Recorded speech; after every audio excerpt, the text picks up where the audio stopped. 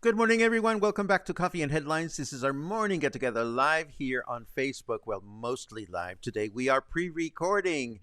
And today we are not featuring any news because we are pre-recording. I have once again snuck out of the city to Guadalajara to go to the opera with some friends. We're watching a live broadcast from the Met in New York. Tomorrow morning, we will enjoy the life and times of Malcolm X. But as usual, I don't want to go away without leaving a little something for you to enjoy in my absence. And today, we had spoken about this notion of shopping for Mexican chingaderas at a supermarket. What do Mexican nationals like myself shop for that is different from the products that you may shop for? So, this is what we are featuring today. I hope you will enjoy this special feature. I hope you will ask questions with your comments about things that you may not be certain of, products that you may want to learn more about. And I hope you enjoy this. And as always, I appreciate the opportunity for being able to get away every now and then to stretch my legs and charge my batteries and enjoy some of the wonderful cultural events that happen in our capital city. So take a look at this. Let me know what you think.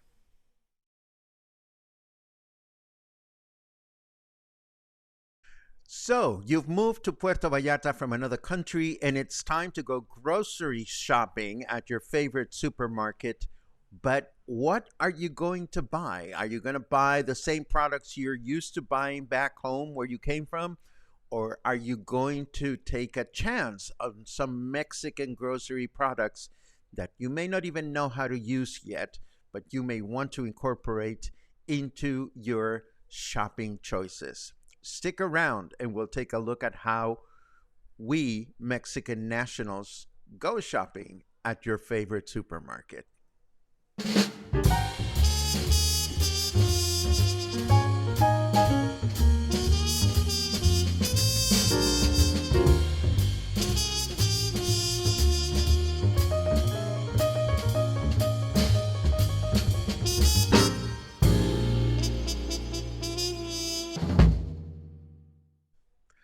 Okay, so I'll be the first person to say that shopping for groceries is not for everyone. Some people don't enjoy it. Some people do. I personally love shopping, and particularly when I'm traveling to other cities. I'm always, within Mexico, I'm always curious to see what the mercados have to sell. So I always try to find where the municipal markets are in any given city that I visit. But it also happens to me, and it happens to me frequently, if I get invited to a dinner party, for example, and somebody cooks something wonderful, and they use an ingredient or a something that I'm not familiar with, I may ask, well, where did you buy this? And it turns out that they bought it at the same supermarket that I usually go shopping. And this happens all the time. I think we're creatures of habit, and we tend to go shopping at the same aisles, but I'm always surprised that, you go to Costco, you go to La Comer, you go to whatever supermarket you choose, and there are things that we just don't see because we're not looking for them. So today we are going to do what I'm calling our shopping guide to Mexican products, La Comer edition. Now, you're probably wondering, why did I choose La Comer? Well, La Comer happens to be a supermarket that is extremely popular with English speaking locals. It is fairly new, it is very modern, and a lot of people like this particular supermarket. Now, I go to La Comer. Sometimes I go to Walmart because I'm looking for specific things that I can find there. Sometimes I go to Soriana for the same reason. So I like to shop at all of them. But I'm going to focus today on La Comer because this is one of the most popular supermarkets with the English-speaking community here in Puerto Vallarta. Couple of disclaimers. This is a shopping list or shopping elements or shopping products from the point of view of a single guy that lives alone, that likes to cook but does not have the time to spend the whole day in the kitchen. So if you are a purist and you like to make your salsas from scratch, you will not find that here. You will find some very practical choices for salsas and rice and so forth and so on that are easy to use, and most importantly, they might be easier for you to experiment with because you don't have to go through the whole process of cooking the whole thing. So let me put this on the screen, and we are going to start with a fruit. These are prickly pears, also known as cactus pears. These are fruits that come from various species of cactus. I picked them because, number one, they're in season and they're wonderful. This is a time to enjoy it. And they're delicious. The flesh of the prickly pears is sweet and juicy with a flavor that is close to the flavor of a watermelon or a combination of pear and citrus. The fruit is known for its potential health benefits, such as supporting digestion, boosting the immune system, and providing antioxidants. Of course, they are eaten fresh. They can be tricky to peel. We featured at least one video here at Coffee and Headlines on how to peel your prickly pears. And I'm sure you can find information about that. If you are curious about it, just write the word prickly pear in your comments and I'll be happy to demonstrate again. It is important to handle them with care due to their spines. The spines are usually removed by supermarket staff, but they always put a pair of a plastic bag so you can handle them carefully. If you need to remove them at home, you can do so by gently rubbing the fruit with a brush or by carefully burning them off. Now, if you are adventurous with prickly pears, you may want to try some of the other products that you can find on the supermarket. Why did I go away? I didn't mean to go away. Where did I go? Here I am. If you find these interesting, there are other fresh produce that you may want to try at the supermarket, and they come in and out of season. So right now is a good time to give prickly pears a go. Moving right along, we have cheese. Now, Mexico has a huge, rich tradition of cheese making, and there are several types of cheeses that are commonly found in supermarkets, including fresco, blanco, añejo, panela, cotija, chihuahua, manchego, and of course, Oaxaca cheese, which is what I'm holding in my hands because it is my favorite. I love Oaxaca cheese, and sometimes I just eat it by itself because it is that yummy. It is similar to mozzarella in texture and flavor, and it is often used in quesadillas and other melted cheese dishes. But I'm not suggesting you zero in on this particular type of cheese. I mean, of course, buy all the Oaxaca you want to buy, but more importantly, Give yourselves the opportunity to buy each and every one of them at one point or another. Ask your Mexican friends or ask the internet how to use them. I love to cut bite-sized pieces of Oaxaca cheese and combine them with bite-sized pieces of guava paste, which is, by the way, an item that I forgot to include in this feature, but that can be found at the supermarket. The combination of sweet and salty flavors is wonderful. And of course, as an aside, these are products that you can find at La Comer, but you can find a lot of these products in a lot of places. For example, the Oaxaca cheese that I am enjoying right now, I was sitting at the municipal market in Colonia Emiliano Zapata. There was a nice lady there selling artisanal cheeses, and I got a huge ball of Oaxaca cheese from her, and it was absolutely delicious. So do keep that in mind. You can sometimes, with these types of products, natural cheeses or artisanal cheeses, you can actually find even more flavorful ones in the municipal markets. Moving right along, of course, we have tortillas. How can you go wrong with tortillas being in Mexico? There are many varieties of corn in Mexico, and we are fortunate that La Comer offers freshly made blue corn, white corn, and yellow corn tortillas. The differences in flavor between one and the other are very subtle, and really the only way to explore them is to shop for the tortillas, bring them home, and eat them at home.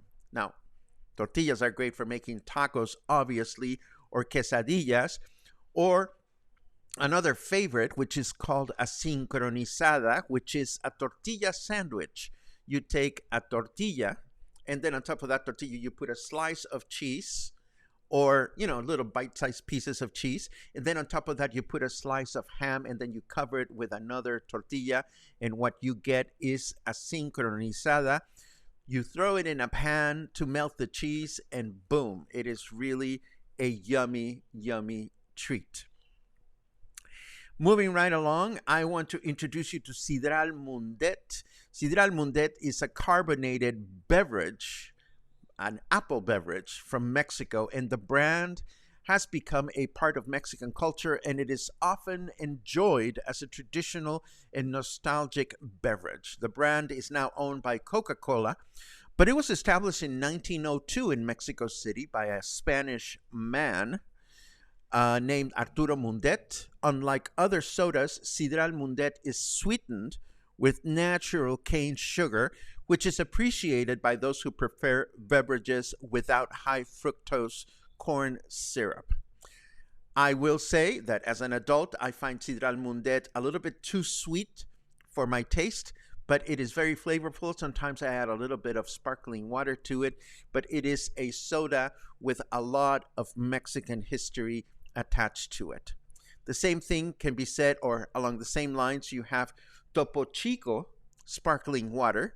This is a brand that traces its origins to the Topo Chico Hills in Monterrey, Nuevo León, in the northern part of the country, where the natural springs in the area are the source of the mineral water.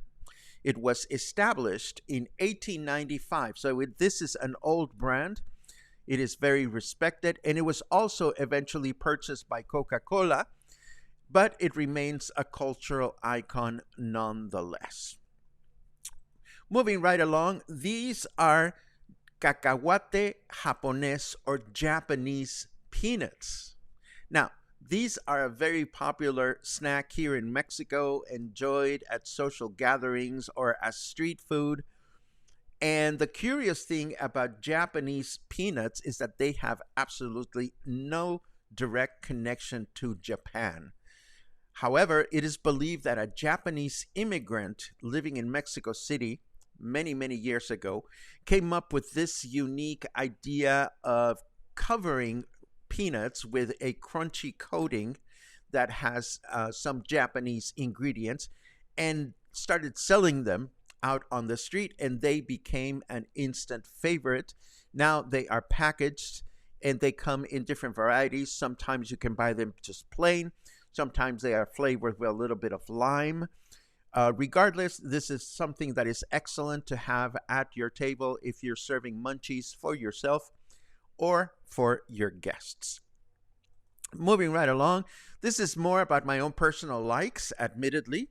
I sweeten my coffee every day with liquid coffee mate that comes in these convenient Tetra Pak containers. They come with different flavorings, including Vanilla Light, which is my usual go-to, but recently they began offering this special edition that tastes like traditional Abuelita brand Mexican chocolate. Hot cocoa. So think of drinking a sweet coffee with mocha flavor / Mexican hot cocoa flavor. Yummy. And this reminds me that, of course, we failed to include Mexican chocolate tablets, which are sold to make hot chocolate. This is something else you absolutely want to consider. If you've never had traditional Mexican hot chocolate or hot cocoa, the popular brand is La Abuelita, which is what this particular coffee creamer tastes like. Then, of course, I moved over to the candy aisle at La Comer, which, of course, has all sorts of chocolate and sweet treats that you're probably familiar with brands such as Hershey Kisses, M&Ms, and so forth. And while I do love those, I tend to gravitate to these Tin Larin wafers with chocolate covering. They are flavorful. They are very inexpensive. And again, the brand can be traced back to the late 19th century when the factory was founded in Mexico City by Jose Alvarez Larin. The brand was purchased in 1988 by Chocolates La Azteca, and eventually it became part of the multinational Nestle. But it is still an original Mexican brand and one that is full of cultural memories for many of us that grew up here in Mexico. Then we have flour tortillas. What can I tell you about flour tortillas? Flour tortillas are not a Mexican product, but they were introduced to our cuisine when the Spanish conquerors or conquistadors brought flour from Europe. So they substituted flour from corn flour, and we get corn flour tortillas. Some people prefer them over corn. I have some things that I enjoy with flour tortillas better than with corn tortillas, and vice versa. Regardless, I always try to keep these packages here in town. I will say that I have located there's a lot of corn tortilla factories throughout the city, but there is one flour tortilla factory in Colonia Emiliano Zapata, not far from El Brujo restaurant. If you are curious about this place, you can buy small, medium, large, different types of flour tortillas. And I can tell you about that if you write the comment flour tortilla. If you write flour tortilla in your comments, I'll be happy to tell you about them. But the ones that you can find at the supermarket are perfectly lovely. They come with white flour. You can also find them with, what do you call the other flour that is not white? Whole bran, maybe? Is that what the name is for the other type of flour in English? I forget. Whole wheat. Whole wheat, that's what I'm trying to say. Whole wheat flour tortillas, they're absolutely lovely.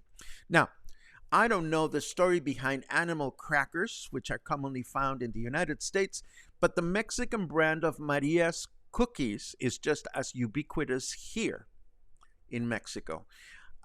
These are the inexpensive go-to cookies that everybody buys. Ironically, while they are very popular in Mexico as a snack, or sometimes they're used as a key ingredient to making cheese or lemon pie crust, they actually come from Europe, and they date back some 150 years ago. You see, it was back in 1874 in England where they were created to serve. Not now, Luna. We are recording a show. Come up here. Come up here. Okay. Luna wants attention. Anyhow, they were created in England in 1874 to serve as a snack during the wedding of the Russian Duchess Maria Alejandrovna. and the Duke of Edinburgh at the time. So, how did these make it to Mexico? Well, they actually made it to Mexico during the Russian Revolution at the beginning of the 20th century, with many aristocrats in Europe trying to find a place to go, and they ran away with their most precious treasures and memories, and some of their precious treasures included these cookies. So in Mexico, they became a very traditional snack and an essential ingredient in traditional desserts such as tres leches cake or lemon pie. What do we have next? Oh, this is one of my favorite ingredients to keep in the house. Yummy. These are frozen and ready to use slices of grilled poblano pepper. These are awesome because all you have to do is take them out of the freezer and bam. They are great on quesadillas. They are great when they're added to rice or when you add them to beef stews. And contrary to popular belief, poblano pepper is very seldom spicy. You don't, you can put these in your cooking without thinking that you're going to get, really a spicy experience. More than anything else, they add a nice smoky flavor to whatever it is that you cook with them. So they can be found at La Comer in smaller packages. They also can be found at Costco in larger packages. And they're not expensive. And as long as you have room in your freezer, you can certainly keep those around for some time. Now, chipotle peppers are, on the other hand, these are spicy. And chipotle peppers have been a staple of Mexican cuisine since pre-Hispanic times. But don't go looking for a chipotle plant or a chipotle tree, as there is no such thing. You see, chipotle peppers are nothing more and nothing less than jalapeno peppers that have been smoked for conservation purposes. And as I said before, these are definitely spicy, but the flavor is wonderful when used in moderation. So what do? You get one of these cans. And what I usually do is these cans have the chipotle peppers already curated in adobo sauce. So all I do is I throw them in the blender with a little bit of extra water and maybe a little bit of salt. And I can thin this and use it as a sauce. Sometimes when I'm making pasta sauce or when I'm cooking ground beef, I will add a little bit of this chipotle paste that I make for a smoky flavor. Again, the intention here is not to overwhelm your dish with spiciness, but rather to try to enrich its flavor as you're enjoying it. So, get the can. They're tiny. They're not expensive. If you love it, then, add a little bit more to whatever it is that you're using it. If you hate them, just throw the can away. No hard feelings. Remember those quesadillas and those sincronizadas that I mentioned earlier with melted cheese and flour tortillas? If you add a few drops of this stuff, your quesadillas will be absolutely amazing. And we are obviously in the salsa aisle at La Comer now. And as long as we're there, Herdes is my go-to brand for salsa for home. I once, not too long ago, went shopping to La Comer with a friend of mine who is a chef. I won't tell you her name, but her name rhymes with Gina Hendricks. And Gina was totally freaked out. What do you mean you're gonna buy salsa in a jar? You can make that salsa on your own. And I said, well, yes, I can, but look over there. Look over there. I'm gonna do my shopping my style. You do your shopping your style. Of course, if I had the time, I would make my salsas from scratch. But again, I am keeping things simple for you to give this a go. Now, this green sauce variety is made with tomatillo. It's one of their two basic flavors, and it is not that spicy. It is great with scrambled eggs or pork stews. Sometimes I will get these salsas in a jar because I repurpose the glass jar as votive holders. And also notice the green cap. The green cap indicates that it's not so spicy. Sometimes they've introduced, sometime in the recent past, they've introduced other flavors that are more spicy. So you want to keep that in mind. The cap for those is red. And of course, they also have these in a can format. This is their red home style salsa, and this is also very yummy. It is not spicy at all. Um, and lately, I've been shopping for a fairly new variety a lot, which is what they call their avocado salsa. And this one does come in mild and spicy varieties. I didn't take a photograph of that one. But again, these are really fun and easy to use salsas that you can get for yourself. Let me tell you, for example, something that I cook on a fairly regular basis. I will go out to the butcher and get myself 1 kilo of boneless chicken breasts, and I'll throw them in the slow cooker, and I'll pour in 1 or 2 cans of this stuff, whether it's the red or the green variety. Maybe I'll add a little bit of salt, and I will cook it on high for 4 hours. And what I end up with is wonderful shredded chicken, or chicken that I shred, so that I can then incorporate that into other dishes. So keep these in mind. And on the same aisle, these are other types of salsas. These are made by a brand called Dona Chonita, and these are awesome. We're looking at green mole, traditional mole, and pipián here, but they have other varieties, and these are great for different types of dishes. It's just a matter of looking at the suggested recipes in the back of the containers.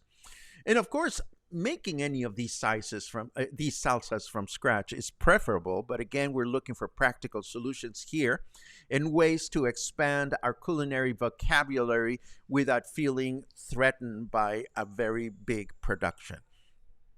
I get the mole one frequently, and sometimes it is the mole sauce that I throw in the slow cooker with my chicken breasts to end up with chicken, with mole flavored chicken. That, of course, keeps great in the freezer as well. So there you go. This is one easy way in which you can try these salsas. And then we get to the bean section. And, you know, these are black whole beans. And this is here just as a reminder that there are a lot of bean varieties, and they are always easy to shop for and keep at home.